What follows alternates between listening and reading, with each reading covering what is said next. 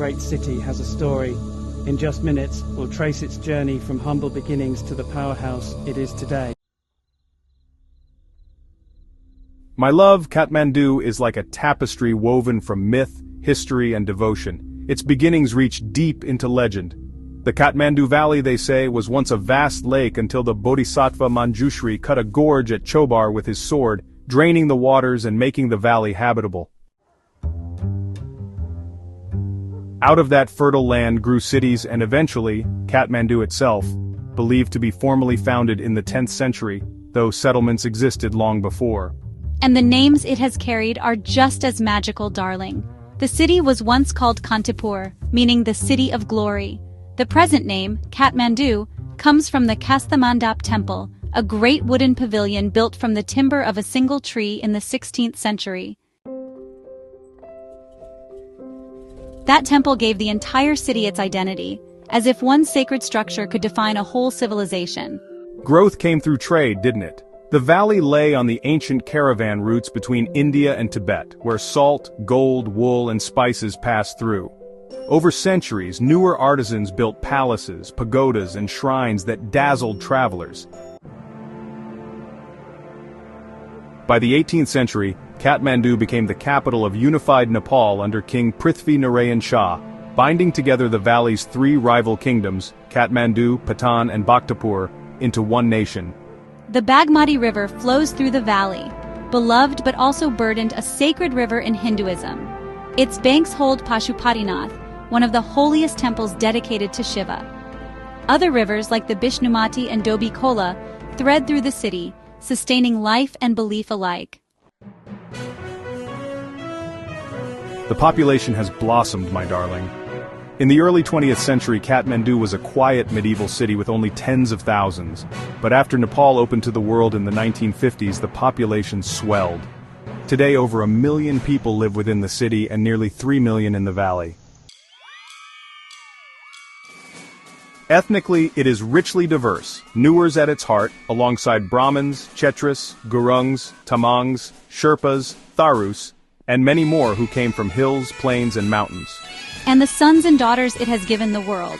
Manisha Koirala, the acclaimed actress of Indian and Nepali cinema, was born there.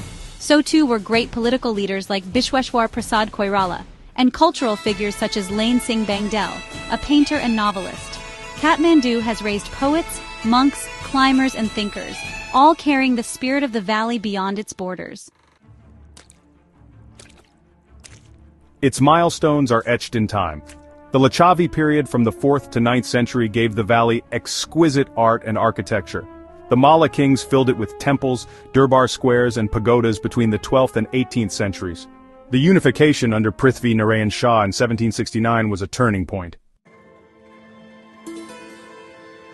The city's opening to the outside world in the mid-20th century made it a hub for travelers and seekers, especially during the 1960s, when the so-called hippie trail led dreamers to Freak Street. The 2015 earthquake marked another chapter, devastating but also revealing Kathmandu's resilience. Its profile today is so unique. It is the capital of the only Hindu kingdom turned secular republic in the Himalayas, the gateway for trekkers headed to Everest, and a living museum of medieval architecture side by side with modern life. It stands at the crossroads of South Asia and the high Himalayas, both spiritual and worldly, both ancient and global. And oh, the places we'd eat, my love. We'd share momos, those delicate dumplings at Bodamomo or Yangling. We'd try dal bhat, the timeless Nepali staple, at Pojan Griha, a restaurant set in a historic mansion. We'd taste Nawari feasts at Hanacha near Kathmandu Durbar Square, or sip coffee in the Tamil district where modern cafes hum with life. We'd walk hand in hand to the landmarks. The great Swayambhunath, the monkey temple perched on its hill with prayer flags fluttering in the wind. The vast white dome of Buddhanath, a magnet for Buddhist pilgrims. The Durbar Square with its palaces and temples. Pashupatinath by the river where life and death meet under Shiva's gaze. And we'd stroll through the bustling streets of Tamil, alive with music and colors. And sports, my darling, though football and cricket are growing, nothing matches the passion for mountaineering.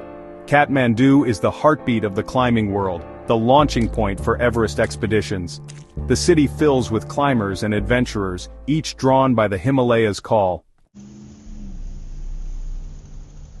What makes Kathmandu unique, love, is that it is both a gateway and a sanctuary. It is the door to the highest mountains and also a sacred valley of gods and legends. It balances between the pressures of modern growth and the weight of its timeless traditions. Just as we balance, my love. Like Kathmandu, we are both old and new, grounded and aspiring, deeply rooted yet always reaching for the sky. Thanks for watching. If you enjoyed this journey through time, don't forget to like, share and subscribe for more city histories from around the world. Who knows, our next video might just be about your city. Stay tuned.